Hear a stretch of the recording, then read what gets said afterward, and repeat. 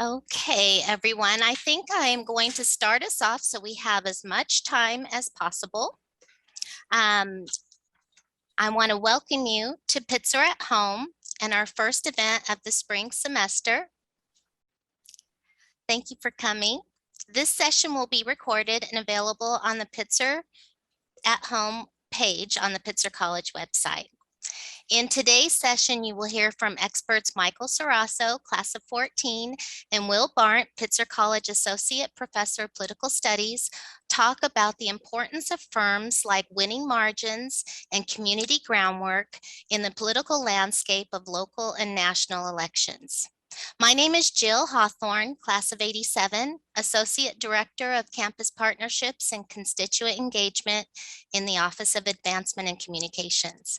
I was thrilled when Will Barndt brought the idea of this session to the engagement team. Will Barndt writes and teaches about the comparative politics in the Americas.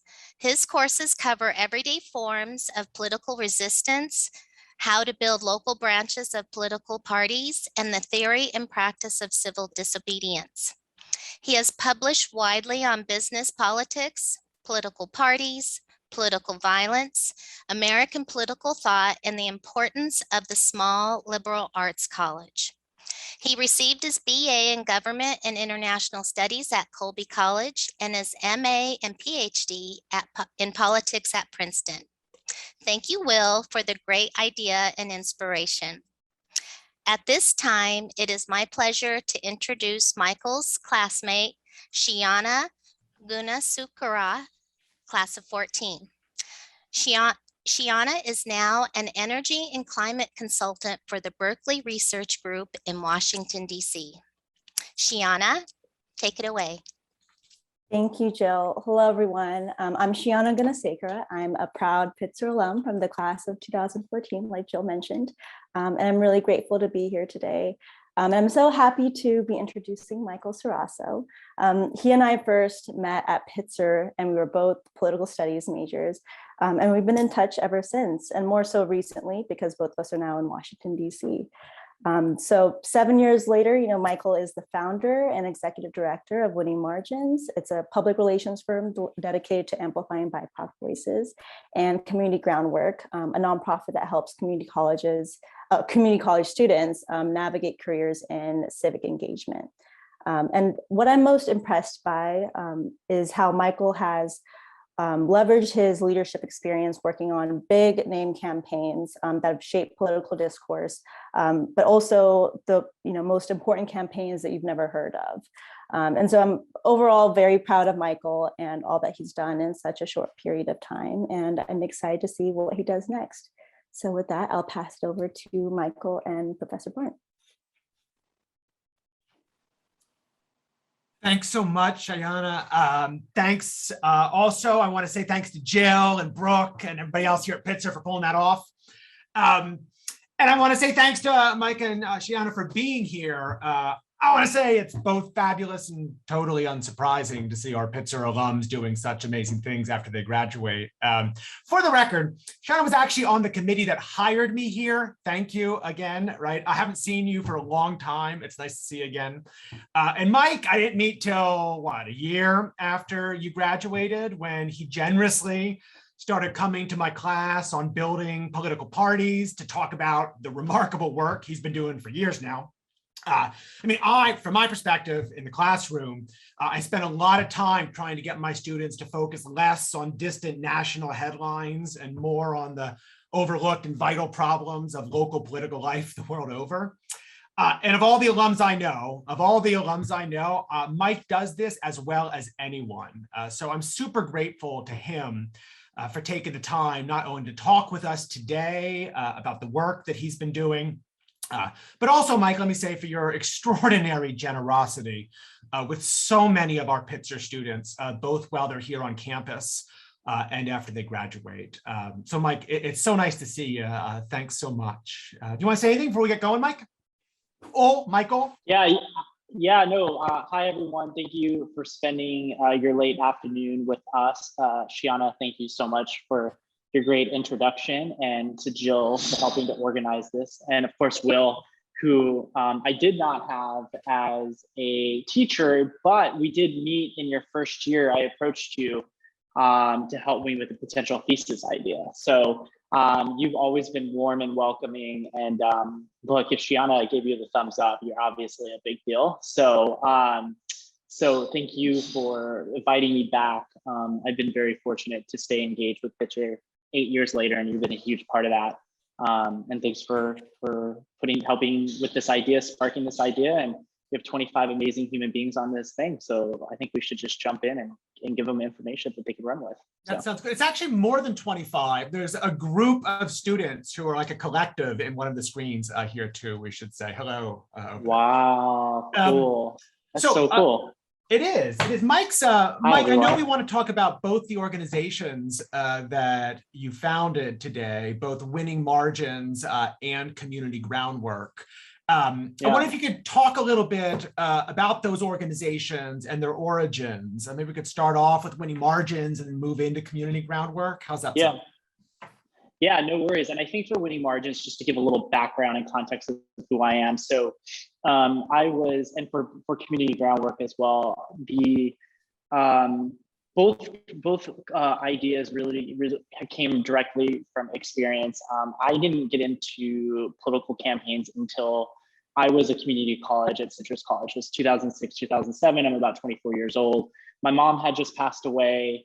And it was sort of like one of those moments, key moments, where I said, you know, I really want to do something big. I want to work in politics, but felt really insecure about how to get involved. As a 2-year student, there wasn't a lot of access and opportunities to political campaigns at the time. So when my mom passed away, I essentially said, I'm going to go volunteer in Iowa and jump in and go to Decorah, Iowa, which is a small town with a small liberal arts school. Sounds familiar. And go volunteer for 30 days in freezing cold weather. For the first time. And it was the first time that I ever had left California like that. So I had that small town experience really early in my political campaign life. And then, you know, history has shown that, you know, Senator Obama at that time won Iowa, and I'm in this small town. Everybody's cheering, everybody's excited. And I'm like, wow, small towns matter. They're important. It was a key part of the Iowa success for then Senator Obama. You know, fast forward to 2016, you know, my third presidential election, I had just done 2 presidential cycles for Obama, and then I had worked for Senator Sanders on a progressive campaign. We know that in the general election, it didn't necessarily break our way. We had a president none of us were expecting. And I brought a few friends together and said, let's try to support down ballot candidates, because Democrats and the progressive movement across the country, you know, about 1,000 seats were lost to Republicans under President Obama. We were seeing state parties and organizations in the southern states, Midwest states, being underfunded, undersupported. So you saw registration numbers dip. And I thought, okay, this is after 8 months on Capitol Hill. I was like, I need to go back on the campaign trail.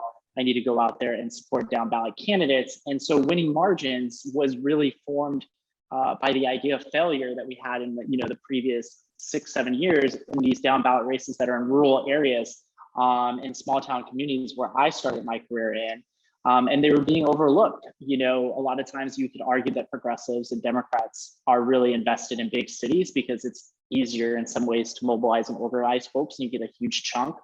And it's, you know, major cities are considered to be progressive, but some of these smaller towns, they just get completely overlooked. So we had a business model that we tried for a couple of years, and it just completely failed because there wasn't a lot of money to go around, and donors were more interested in these big races that you would see, you know, some of these mainstream races, and they weren't necessarily seeing the writing on the wall that we had to invest in down ballot races. And then in 2018, you know, we looked at our business model, and in 2019, we looked at our business model and said, this isn't working. The structure that we had was not working. We don't have the financial support. Donors aren't interested. So I went to go work for Pete Buttigieg, Secretary Buttigieg. And after I left that campaign, I said, there's actually a model that could work, which is if we look at diversifying the consulting firm and become more focused on communications, where that can bring in a large amount of our revenue, we can reallocate that into some down ballot races. And so a good friend of mine who is a communications expert, agreed to partner up, and we share 13 clients right now. 12 out of those 13 are women of color, really focused on lifting their voices in the media and getting their voices heard. And if you watch MSNBC, if you watch NBC, you watch these television programs, you see some of the same folks doing commentary on the major issues of the day, right? And so our work is really focused on breaking into that and getting voices and new voices in, and we've had a great amount of success. And at the same time saying, okay, we can do really well here financially. The work that we're doing on the communication side, let's reallocate that into the down ballot side. So this year we're going to be focusing on 5 down ballot races in the southern states, which then leaves us open to both working in communication, knowing the reporters, having the relationships to be able to lend voice to the amazing candidates. And then also with the 15 years experience I have and the team that we put together, we have the donor networks and the relationships to leverage. And I think when we founded Winning Margins early on, most of us did not have those Southern relationships that are so key. Network and relationships in politics is so key. And you can't be an outsider being like, hi guys, I have a way to fix your problems, because they're going to be like, we've been in these communities for 25, 30 years, please, like, leave. And here we are with Winning Margins. And so we have 13 clients that we lend voice to. And then we are focusing this year on 5 down ballot races. So, yeah.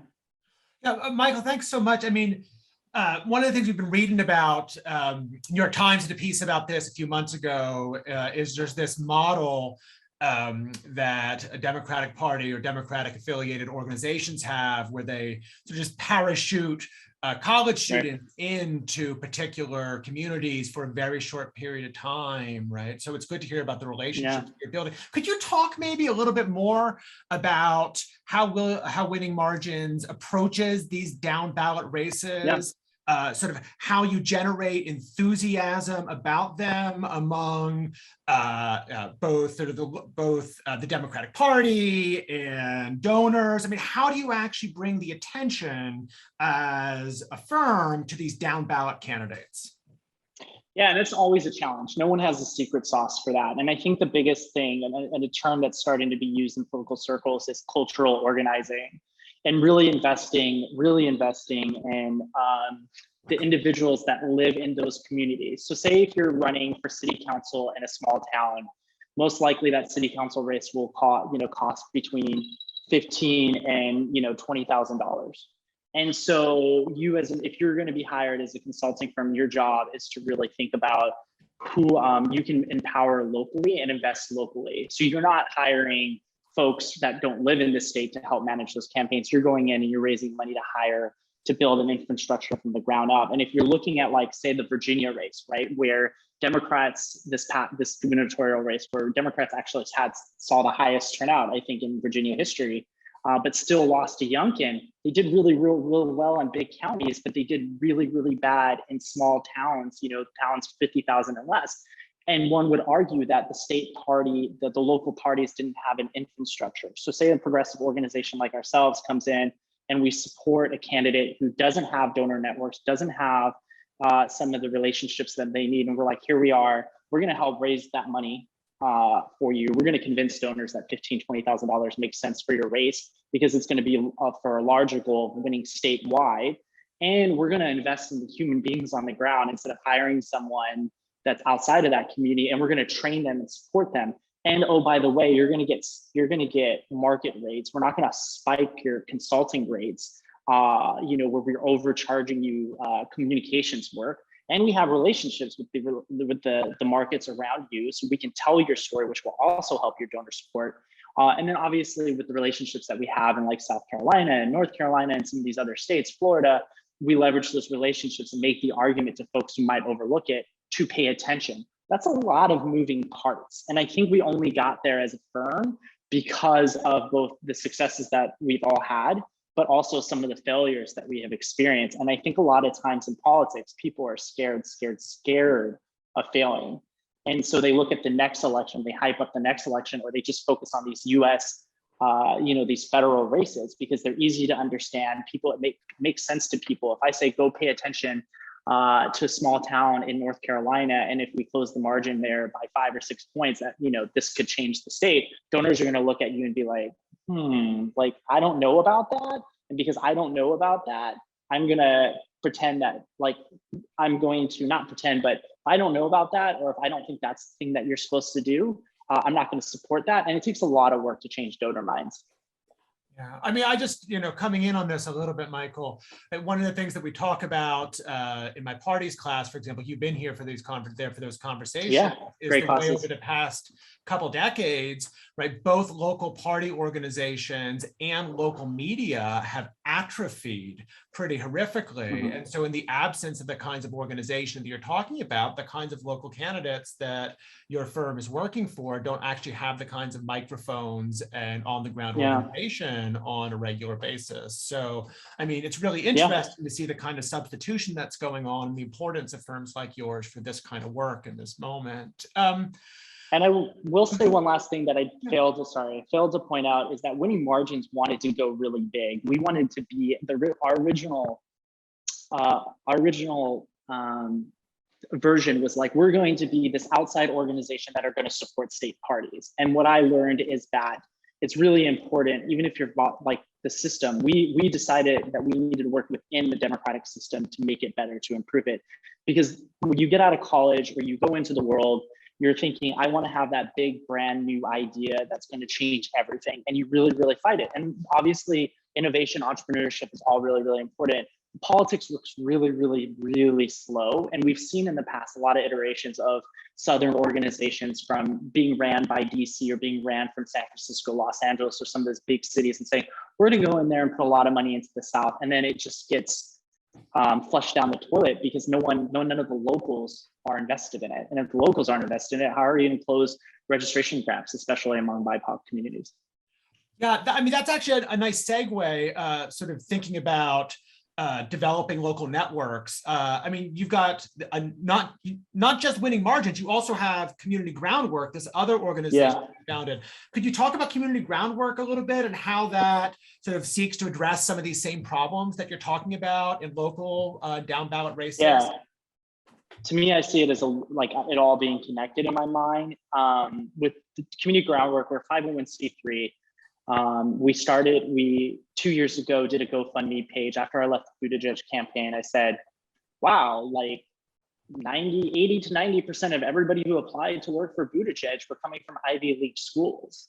I wasn't seeing 2-year students applying to work for Buttigieg. I checked in with folks that I work with in Iowa and in South Carolina and even California, and they weren't hiring 2-year students. They were hiring a lot of students from major schools. And there's nothing wrong with that. This isn't a critique of like, if you go to a 4-year school, that you shouldn't have access or opportunity, but you can argue, and I think argue fairly, that 2-year students have a harder time getting opportunities. One, because they have competing responsibilities more so than a 4-year student.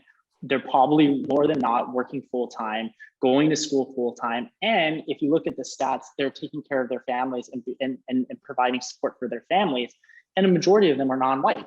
And so they're not getting the access to be civically involved. And if they're not getting involved civically, then you're not seeing these voices being, it's not enough just to be like, hey, you can come get a job.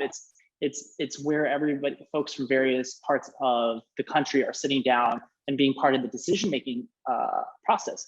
And so you see these presidential campaigns, when I was working for Pete and Bernie and even Obama, you see these presidential campaigns saying, oh, well, we should, we got to hire, a young African-American woman to go work in a neighborhood that's 40% African-American. We're going to send her over there and she's going to organize. First off, a young African-American woman can organize in anywhere that is on the map in the geography, So that's one, that there's a problem with that. And two, you're sending them off into these neighborhoods, but they're not at the decision-making table and helping inform the decisions. And then you find that majority of the decisions are still being made in these presidential campaigns they're pretty much white led. So as a former 2-year student, and even having the privilege and access that was afforded to me, it was a very, very difficult time for me to find my way into politics. I got lucky. One of our board members at Community Groundwork from last year, we went to high school together. She got hired by Obama in New Mexico, and then I finally got hired because we had known each other from high school. It was an unfortunate series of events that led me to that opportunity. And so as a two-year student, I said, okay, let's see if a program like this can exist where we can train two-year students and say, hey, if you're just interested in changing the game, if you're interested in solving a problem in your local community, if you have thought about getting into politics, participate in our training workshops. And we provide a 20-hour training workshop for two-year students where they can get access to some of the best experts in the country, people who worked in the White House, who have been chief of staff, who are communications director, and they're taught about the fundamentals of political campaign work, advocacy, and government. Then we're saying, they finish that program, that 20-hour program, and then we say, hey, would you like to be matched with a mentor? And everybody on this call, including myself, have all benefited from mentors. There's someone that has come into your life and said, hey, you can do this thing, especially like if you're insecure about something or fearful of something. So our mentors are folks, again, who are working in these spaces where they've garnered a lot of success. And then the third part of it is job shadowing. We want young people, these two-year students, to be able to have 10, 15 hours with people who are chief of staffs, who are, running large government agencies, who look like them, who share their lived experience. And so Community Groundwork is essentially just a way for two-year students to see themselves as game changers in the political process, that they don't have to sit idle. And we look at it to make it easier. We don't want this to be another thing that they have to do. If they're working on weekends or they can't do this program, they need to take time off. What I think is so great about our program is we provide them financial aid to make sure they don't have any lost wages, that they don't have to have this as an add-on. And if they're doing job shadowing, we pay for their job shadowing.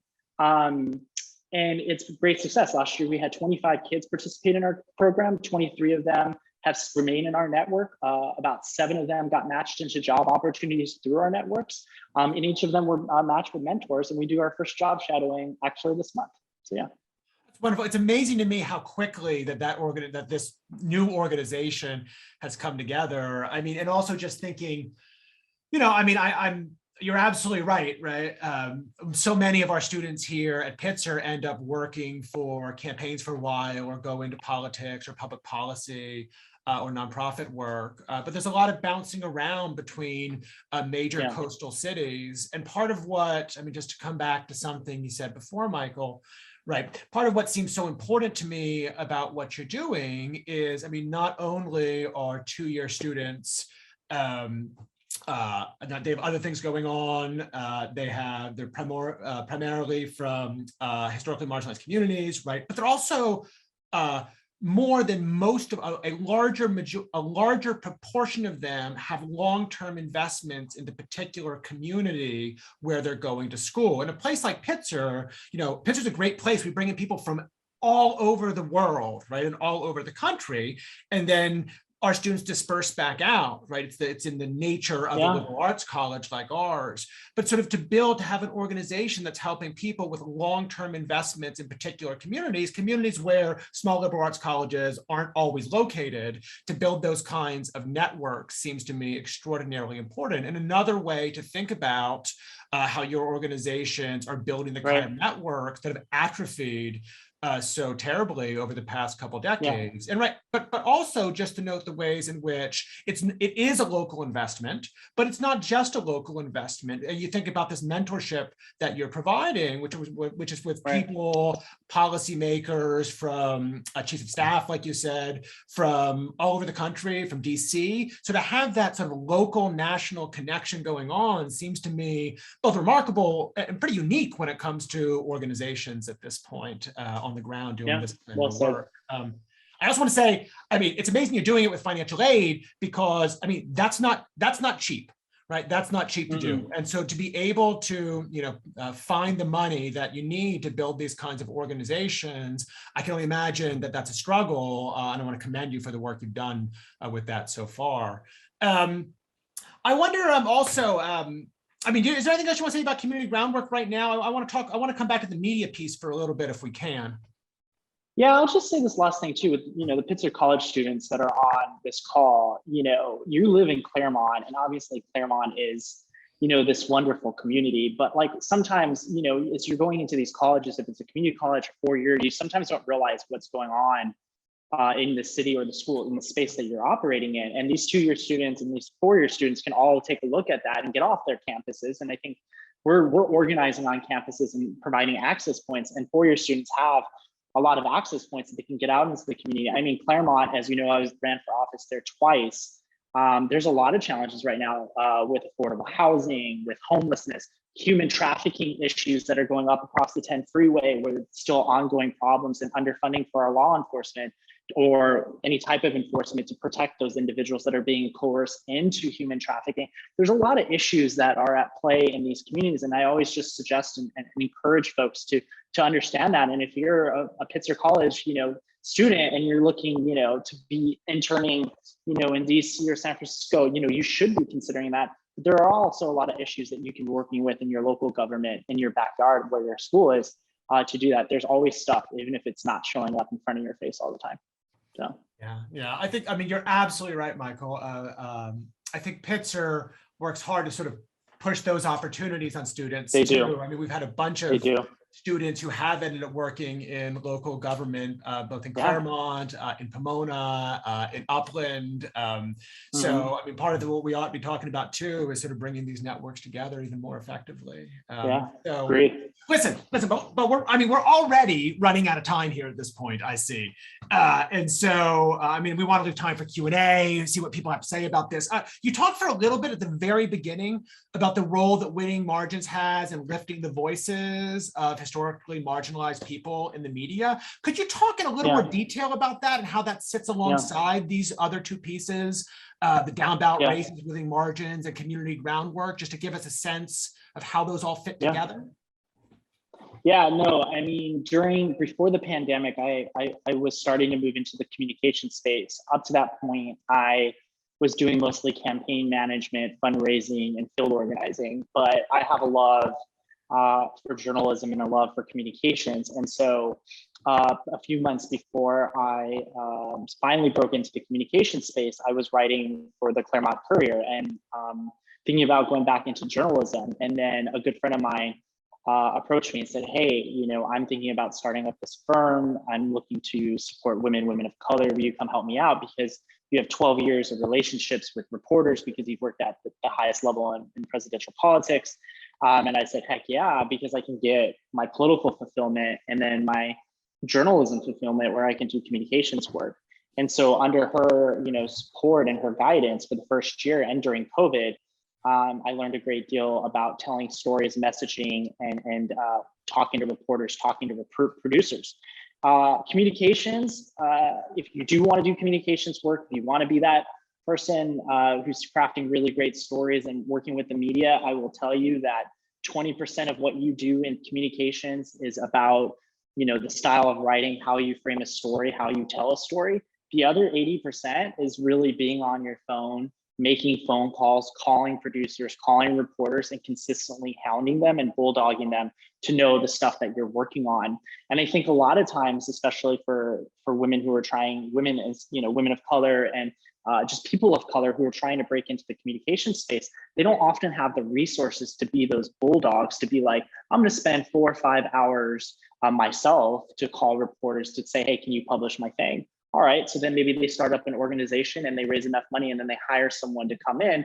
But a lot of times consulting firms are very, that come in, they'll treat it, they don't have a great success because, I mean, I'm not trying to critique every consulting firm, but I would argue that a lot of times most consulting firms in communications, they'll work really hard for big names because they're the ones that you're gonna get the biggest check for. And then folks, a lot of our clients, they're not cutting us huge checks, but they have something to say, and the work that they're focused on, from reproductive health to criminal justice to being, corporate consultants to support those who are trying to diversify their corporate space, their workspace.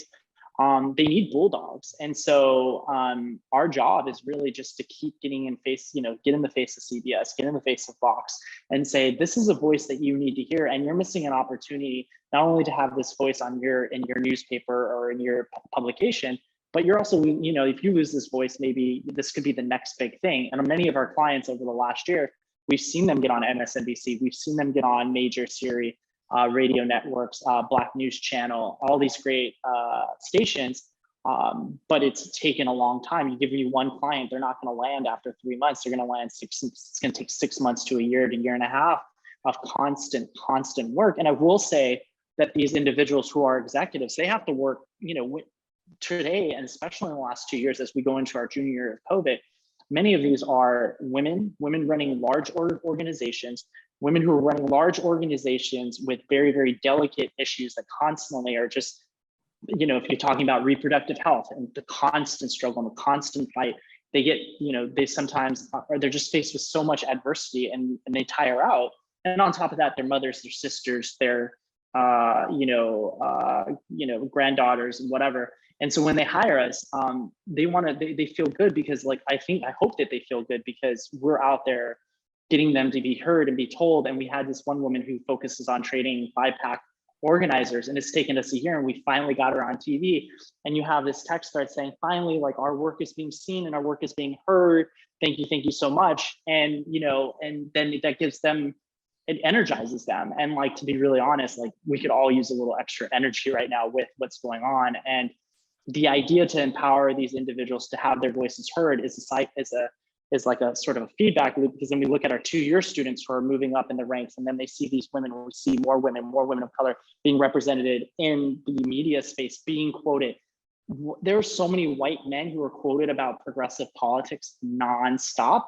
And a lot of the reporters just say, well, where am I supposed to find these voices? We're grateful for you and your partner for being here, because now these voices exist, and there's not a lot of firms that are out there right now tailored to that kind of work.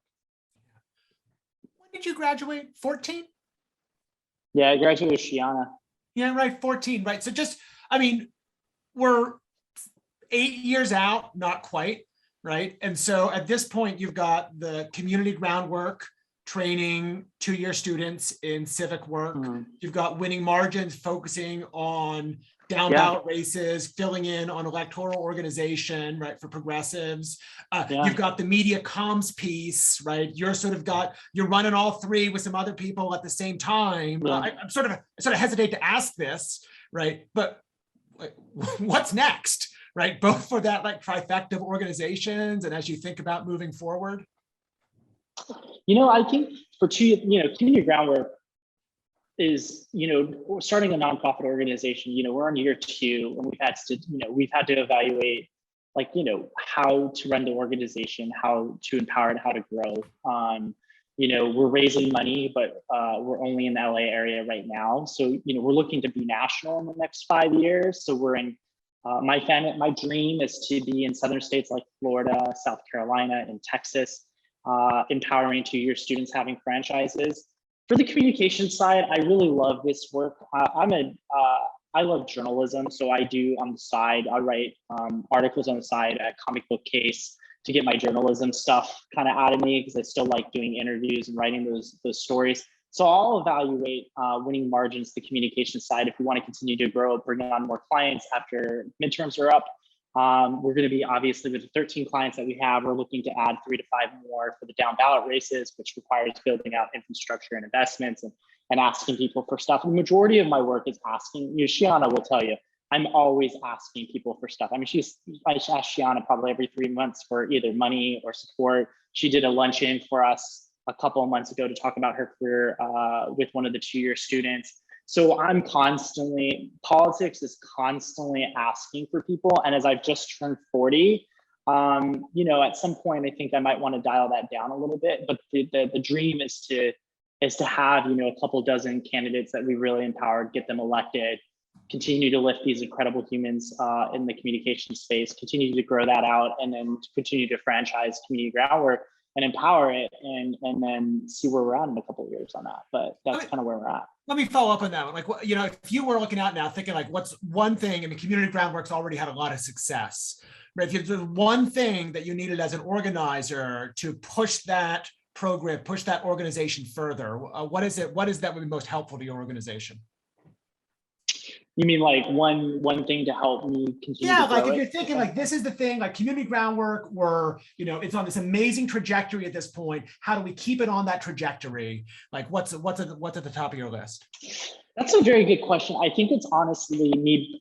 This sounds, I don't know. I think Shianna might text me with this, with some type of response after I make this, but I think it's really about my energy level, because right now, both of these organizations really they're ran by me. And I think, I've had to learn how to be a better manager, better executive in both cases. And like, I got to tell everybody, like last year I had a lot of, we made some mistakes, there are opportunities that slip through our cracks, or hiring things or investment things. And so for me, I think the biggest thing is me to be a better executive and build better teams around me to help support the scale, because I think the vision's there. I think it's gaining traction. I think both programs are obviously doing well, but like you said, I think it's really up to me to improve and foster my own development and empower others to do the work. And so we're hiring more people this year on the winning margin side. And then on the CG side, we're going to continue to raise the money and then hire our first program director. But people need to be aligned with this mission. I think the biggest thing is sometimes, I learned in 2017, wanted to so badly to work with my friends. And now I'm realizing like a lot of this has to be bringing in new blood, new people, new attitudes, new perspectives, and not continue to sort of leverage the relationships I've had, but find new folks and find younger folks. I'm 40. So a person who's 22, 25 is going to see the world differently and going to be able to communicate. And just to go back to the original point, cultural organizing is all about having the emotional intelligence and the lived experience of those who you want to organize and mobilize. And we're going to make sure we scale that way. That sounds great. I mean, this is, everybody may know that this is part of the Pitzer Community in Action series. I imagine it's pretty evident at this point the way in which Michael's vision and work align with so many of Pitzer College's core values. And so much of what we do here at Pitzer. Is there anything else you want to say in that regard, Michael, before we sort of move to see if the audience has any questions? The experimentation of Pitzer is what got me into this space. I am a new resource student, so I was 29 years old. And I was brought in not because I was a strong writer, I wasn't. Not because I had a great GPA at a two-year school, I wasn't. I didn't have a great GPA. I was brought in because folks saw potential in me and said, here, come to our school. We feel like you're going to you can bring something to us and we can bring something to you, and there's mutual growth. I honestly think that really started me on the path that I am today of putting myself, of being open to experimentation, being open to new ideas, not to break stereotypes. Sometimes you could see new resources students, if they're a little bit older, young students are like, why are you here? Like, what's going on? Things like that. But to just I walked out of it with a complete open mind. And I developed, long-lasting relationships that constantly challenged me in my notions. Shianna would be a case in point in that.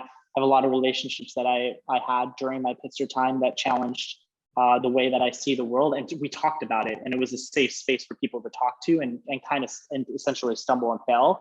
And I hope I bring that into my work and bring that sort of openness that I felt on the Pitzer College campus.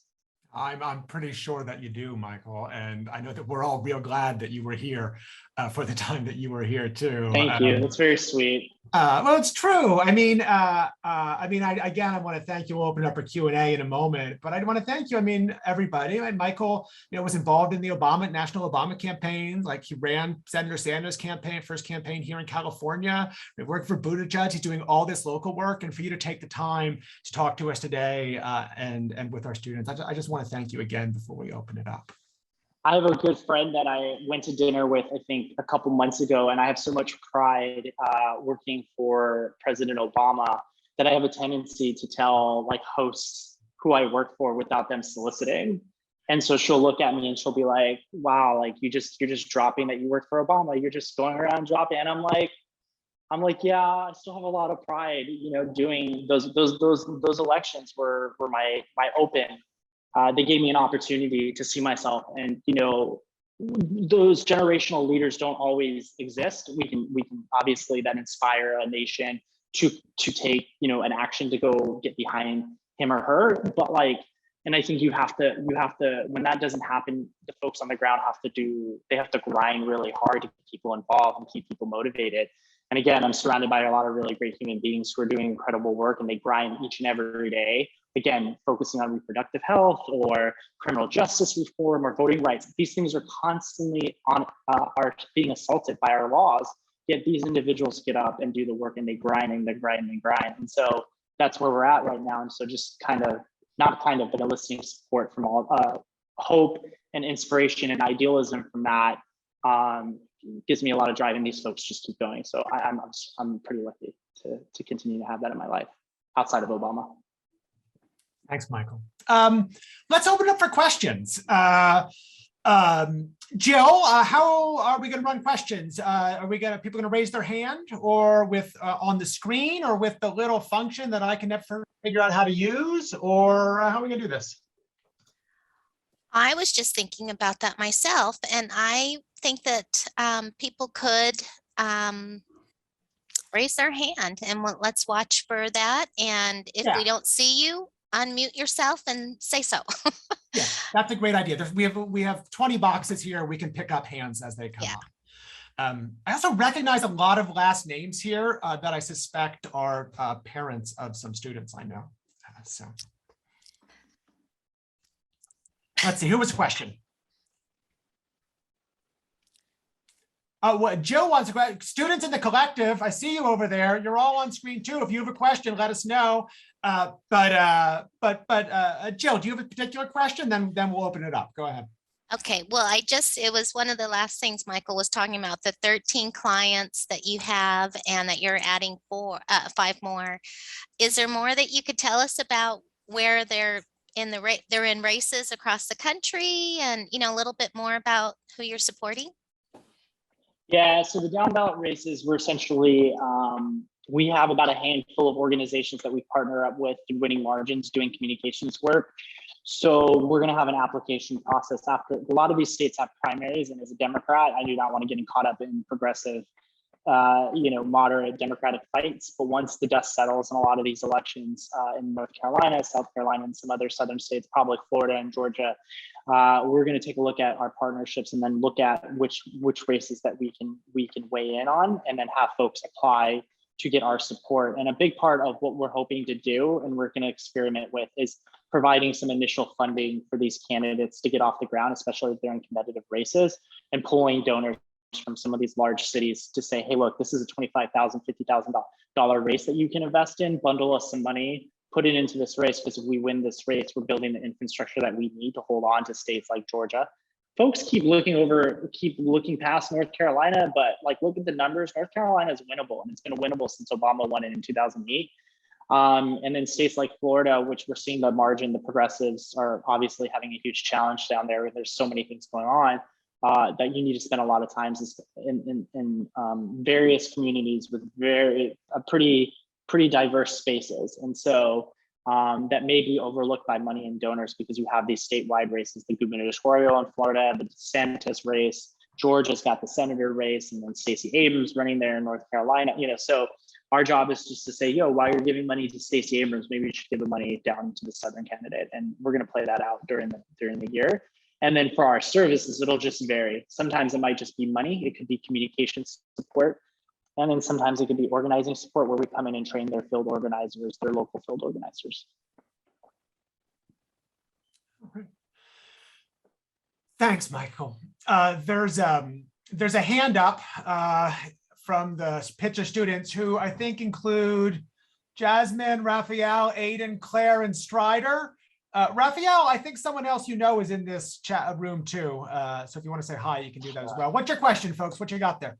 I'm saying hi to my dad first, but that's what I figured. Yeah, Michael, I remember you were saying before that there's a ton of opportunities in the local area for students who are potentially interested in politics. But as a collective, we are wondering, what other advice would you have for students who are potentially interested in going into a career in politics? Locally, nationally, or both, or just in general? Both. Like a generalization. General. We're just first year students and we don't know anything. So that's pretty awesome. Not awesome. Wait, is it awesome to be I don't know. Will's saying, I think it's No, it's awesome awesome that to your be a first year student at Pitzer, but I had them all in class last semester, so they're being modest. They do know they do know a great deal. So, yeah, Michael. I think, I get asked this sometimes, and I'm just like, I think to get involved, like there's access points, and obviously Pitzer's a great access. It gives you plenty of opportunities to look at for internships. I know Shianna, applied for a bunch of stuff over. She could probably speak to this more, but like from Coro to come doing DC internships, and a lot of that came through her Pitzer college time and the relationships and networks that she gained on the campus. So you obviously leverage those and play those out. I think it's really explore. I guess the only real advice I would give to someone who's young and getting into it, explore everything that you kind of think you like, you sort of like, pursue it, learn about it, grow, not just read, but get physical, get out there, volunteer, look at the candidates that are running in your local area. I know a couple of years ago, I was doing a congressional race in Orange County, and there was like 15, 20 Pitzer College kids who were organizing in these congressional races, knocking on doors and making phone calls, and really learning about communities. Honestly, I think if I was your age and I was at Pitzer right now, I would be learning on how to relate and empathize and connect with folks with various lived experiences that are not your own. And so putting yourself in a position to do that would mean, knocking on doors, organizing and interacting in communities that you normally are not participating in. I may get a frown on this, but if I was your age, I would potentially not look at DC or some of these big cities right away, but like go into the spaces that you want to serve and garner the, and get the emotional intelligence before you're like, yo, I want to go work at the White House, like, and draw policy, which you should. And I still want to work at the White House. It's like one of the few things I have not done in my career, and I still want to do it. But I feel more confident I could do it today and be really, really good at it. And one of the biggest criticisms of this administration right now is that they're surrounded by folks who've been working in the bureaucratic space for 15, 20, 25, 30 years. So the further you're removed from these lived experiences and these realities, the harder it is. It's not that they don't get it. It's just not the first thing you're going to think about when you're drafting policy. It's not going to come in the front of your brain. And so you're just going to the things that come up when you're thinking about policy, if it's criminal justice reform, voting rights, or what to talk about, right? Biden comes into office and the first thing he's talking about is the stimulus, but the people who elected him want to hear about criminal justice reform, cannabis, voting rights, all these things. And he ran right by it. And I don't think it's because he's a terrible human being. I think it's just his lived experience is that he's been in this space for so many years. So if you get that and you have relationships that can humble you and bring you back to reality, you get those early on in your career. So, and I still have a lot of those in my life. Thanks, Michael. And thanks, Raphael, too. Let's see, are there any other questions here this evening? Anything we can answer? Anything Michael can answer? Let's see, while we're waiting, and forgive me, but I want to say, I suspect Sam and Ann, I want to say thank you for Bo. Let's see here. Kathy, I suspect I want to thank you for sending Aaron here. Michelle, there are a bunch of rooms. I don't want to make that guess. So anyway, I see names that yeah. Is that right? Well, thank you for Michaela then. There are, and apologies to those whose names I don't recognize here, but these are some, I believe, parents or relatives of students that I currently have or have had. It's nice to see the names. So Michael, as we've already said hello to here. So let's see, who has another question? I can't see your faces, so I can't sort of look directly at you and say, come now, what's your question in the 5 minutes we have left here? As I would if we were in a classroom, which thank goodness we are again after 2 weeks. Miller, let's see. Time. Miller Saltzman, alumnus of Pitzer here, and also involved in a lot of local political work over the past few years. Miller, nice to see you. It's good to see you both, Michael and Will. Nice to see you. Yeah. This has been great, and thanks for doing it. I have a lot of questions, Michael, that I'll probably take offline, but I'll ask one now. I've been involved in city politics in San Diego and state politics in California. I think a big challenge I've noticed is kind of the I'd say maybe the disconnect that folks have between the campaign side and once being in office, from maybe fully supporting their campaign values or their campaign, what they're doing when kind of getting the vote, and how they're transitioning from here's what I promised to do to here is what we are doing.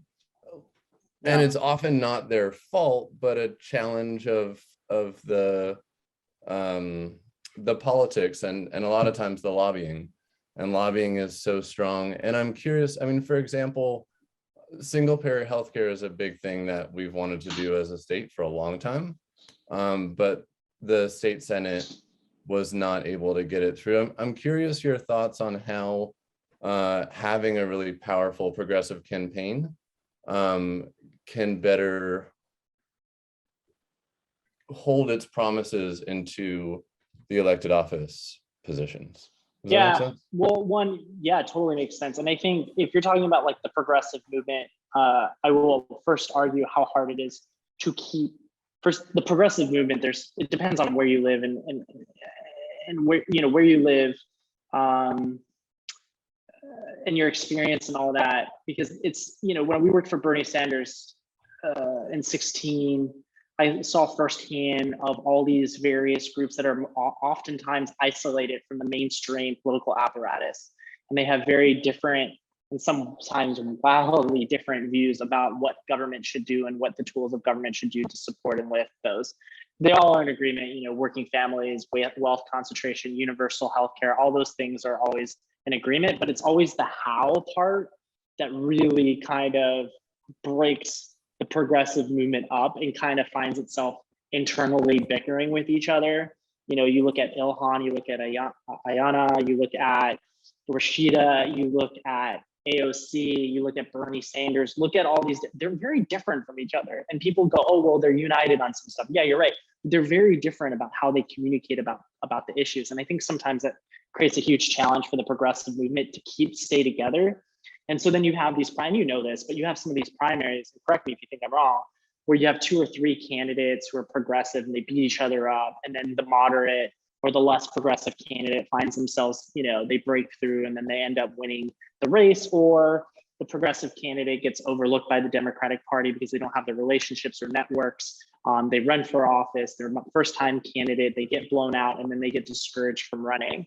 So to answer your question, I don't think there's like a simple how. I think the progressive movement is the hardest coalition to keep together because it's everybody's, there's a lot of fighting, a lot of bickering, and a lot of pointing fingers of this is the way you should do it. And I would argue that the Republicans have an easier time, as you know, because a lot of times they can just be the anti-party, the no party, or simplify their issues, and then they rally everyone. For progressives, I think we're on the right side of a lot of the issues, right? I think a lot of the things we agree on it, but I think it's just really, really difficult to coalesce. And in California, people forget, central part of California is a pretty conservative space, even for Democrats. They have a lot of power in that state. The question is, are we organizing there? Is there long-term investments there? I would argue, and you would know this better because you're in California, but I would argue that Kern County, King County, some of the apparatuses that they're there, even though they're electing Democrats or in these small margin races that do end up these are moderate Democrats that often veer way off from the progressive movement, but they're in survival mode to win in these conservative spaces. And the last thing I'll say, now you got me started, is the local races. Progressives, in my mind, in my experience, 15 years doing this, they often get caught up in these big races and they don't spend time in the local races, the city council races. Just look at the makeup at Claremont and look at the 5 individuals who served in Claremont. You have 1 progressive, You have one person who has lived in the community for 30 to 40 years. You have a business owner, you have a Latino business owner, and you have someone who's just a lifelong city council person. Please do not share that. I said that to him right now. Thank you. So like, look at those 5 individuals, but they're the ones passing, approving the money and investing the money in affordable housing and how we use internet, how we deal with some of the issues that I mentioned earlier. And I think sometimes progressives, at least from my perspective, they get caught up in these big races, and they sometimes get caught up in the notoriety stuff. And if they got more caught up in the local races and held on to the coalition, I ran in 2020, and the progressive movement that got behind me, like their coalition has struggled since then, because they're not figuring out a way to keep afloat when the flashpoints aren't happening in our media or in our society. And that's, I think, the hardest part of being a progressive these days. That's my opinion. I can be wrong or right, but that's kind of how I see it. It's a good question though, Miller, and you have my number, so you can text me. We can debate it all day if you want. Well, and you both have a lot of experience in this, so it's nice to hear from both of you. I think we're running low on time. I know people need to wrap up in a couple minutes. Is there any last minute question anybody has before we say thank you and move from there? Yes, Michael. Yeah, well, thank you. Hi, Raphael and gang. I mean, one of the things that, I love about Pitzer is just seeing, students and just everyone from the community involved in one forum. So I'm excited about that. Michael, Raphael and I have actually talked about this, where I feel like, we're excited about progressive candidates, for example, but that, and to, I think it was the Miller's question before, how do you get things done?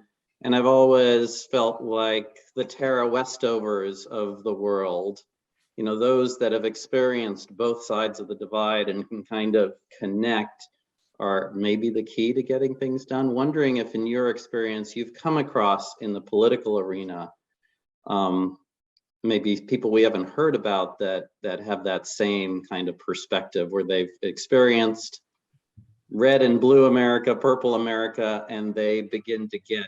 And they begin to understand that it's the connections that maybe can, help us solve some problems, as opposed to just, stick to our beliefs. Thank you. Yeah, I think there's not many people who could have both sides coexist in their DNA a lot of times, and I think that's because of where we gravitate to live. A lot of times folks will say, "Oh, I lived in this conservative area. Now I need to get out and go live in a liberal area," because and they don't stay in their spaces for too long, and then they get away from that. And I think that's a huge challenge too. Is like, if you're going to be working in the political space, I think the best thing that ever happened to me is spending 4 or 5 years in the South at an older age versus a younger age, so I could really relate and connect with folks.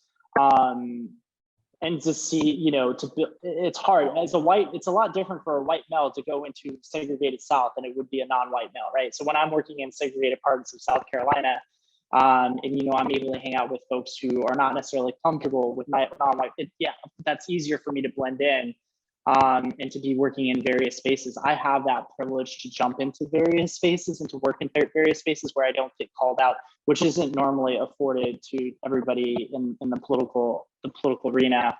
And so I think for me, at least, that question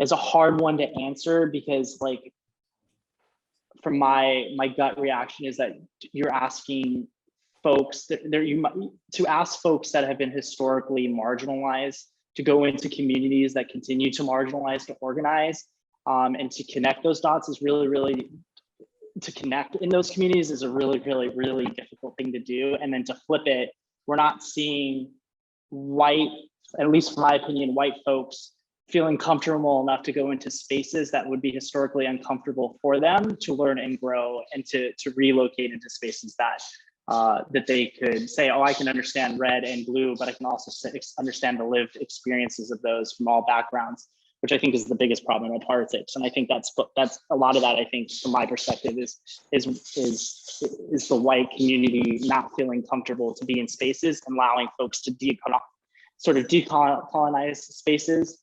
And to basically say, "I'm here to support you, but I'm not here to show you up." And I think a lot of folks in politics, especially white progressives, are not comfortable doing that. And we're hoping that we can do that with CG and winning margins, is to provide that space without taking up space and letting folks operate the way they want to operate. If I can follow up there real quick, as we move toward close here, I mean, I cannot listen. I want to recommend a book. I mean, I'm a faculty member. I have no control when it comes to this kind of thing. There's a great book that I recommend to everyone's here. I'll put it in the chat, by a political scientist up in Boston named Eitan Hirsch, called there we go, called Politics is for Power. It's well written. It's a breezy read, but talks about a lot of issues that relate to what Mike was just talking about, to what Michael Ceraso was just talking about, to the question from Michael Stankiewicz, to what actually it is, when we're faced with the question, what is it that we can do to advance the causes, ideas, and candidates that we're most committed to? I think it was published just 2 years ago. Political scientists don't often write books that are, what's the word I'm looking for? Good. And this is a really good book on politics and political organizing, what we can do as ordinary citizens and political organizing. Best book written in 15 or 20 years and not count. So I'd like to recommend that out. We're also, I know that we have staff here who are working so hard to keep this event going, but I also know that they have lives outside of Pitzer. And so we're 5 minutes over at this point. So part of what I want to do is just thank everyone in the audience, including Devaney, Carl's mom, for being here this afternoon. It's been so nice to talk with. It's always nice to talk with you, Michael. And it's been a real pleasure, I'm sure, for everyone to hear how you've been thinking about these issues over the last several years. We're all super proud that you spent some time here with us at Pitzer as well. Thanks to Shianna as well for taking the time and coming back to the Pitzer community to give that introduction and to be here. I know that the two of you have been so important to each other for so long, and you're so important to us too. So thanks so much. Great. Yeah. Thank you to the speakers and to the Pitzer community for coming. This was really an excellent, awesome conversation. So thank you so much. All right. Take care, everybody. Thanks, everyone. Thank you.